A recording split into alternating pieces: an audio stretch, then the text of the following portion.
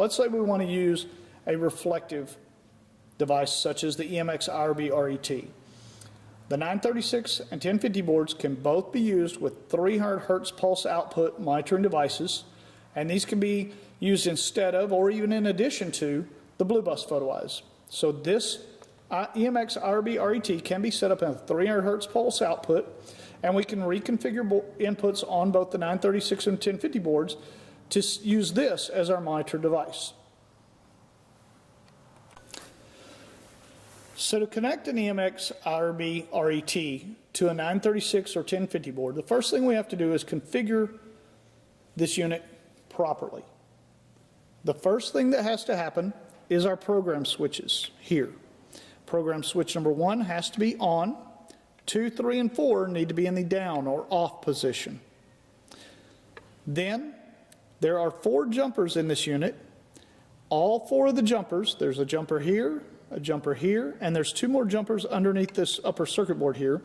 All 4 of these jumpers need to be on the left hand and center pin. So the 2 jumpers behind this board are actually configured this way from the factory, but this jumper here and this jumper here, if you see, we can actually remove this jumper, and there's 3 pins there. We need to make sure that this jumper is on the left hand pin and the center pin on both this jumper and here. Then it's going to be a 4-wire connection. We are not using the relay output of this photo eye. We are using the pulse output and the VRX terminals. So the 2 terminals marked VRX are going to be our power and ground. As you can see here, we have a black wire to one side of the VRX, a red wire to the other side, and then we have a blue and white wires to our VRX terminals. So this is the proper configuration for an EMX IRB-RET to either a 936 or a 1050 board to use this device as a 300 Hertz pulse monitor device. Again, program switch number 1 on, 2, 3, and 4 off. All 4 of our jumpers on the left-hand pin and the center pin. And then 4-wire connection, 2 wires to VRX, and the 2 wires to the pulse output terminals. We are not using the relay.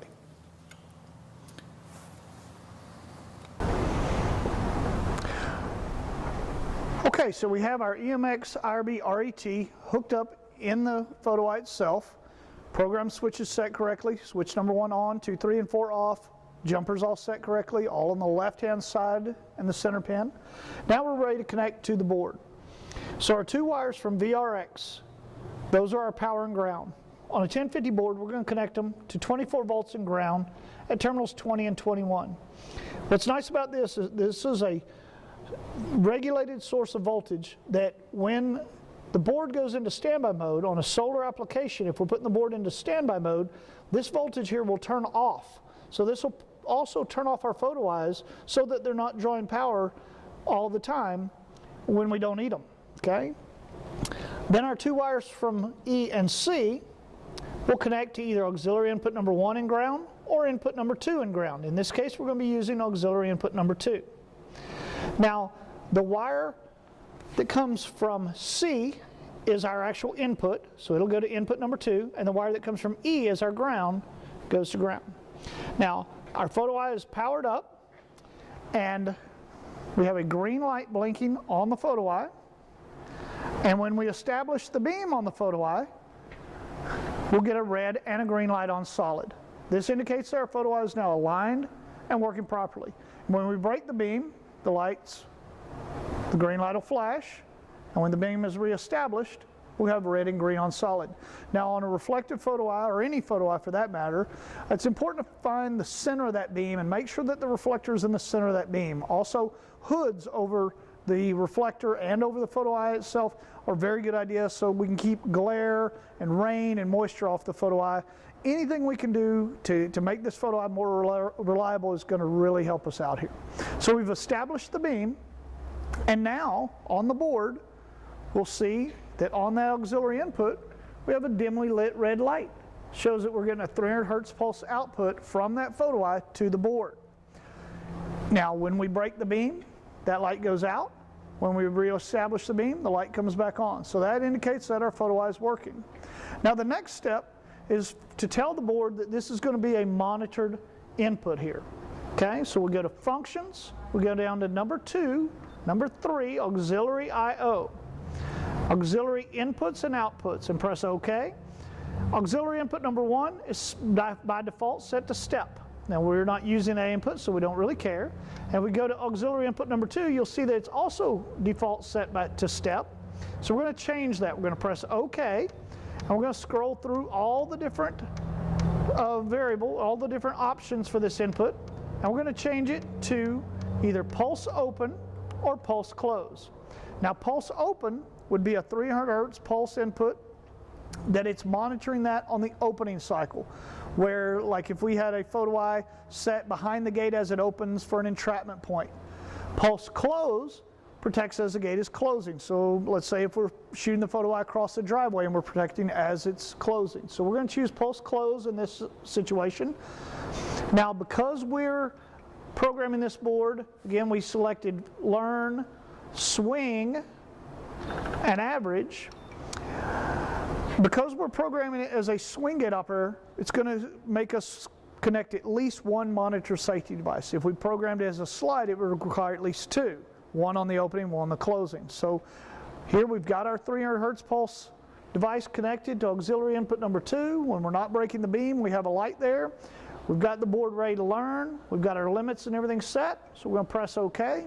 The board's now going to scan. It's first looking at the BlueBUS input over here to see if there's a device connected there. If it doesn't find that, it's going to say, okay, is there one of the 2 auxiliary inputs set for pulse open or pulse close, and is there a 300 hertz pulse device there? And if so, which there is, it's going to go ahead and begin the learning process. Now, had we not connected to this device, it would have given us a BlueBUS error and told us that at least one monitored safety device is required.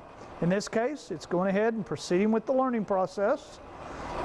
It opened just a short bit. Now it's closing all the way to the limit. Just found the close limit. Now it's reopening.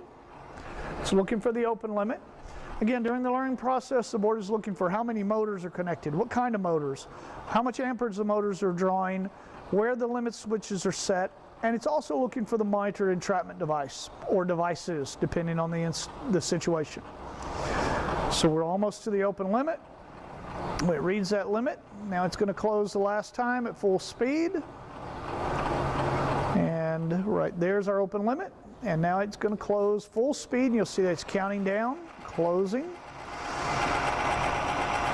And we're going to let go all the way to the closed position. And you still see we have a 300 hertz pulse input right there, indicated by that dimly lit red light. And now we're gate closed. So now if we open the gate, as we're opening, if we break the beam, you'll see that that 300 hertz pulse input goes out.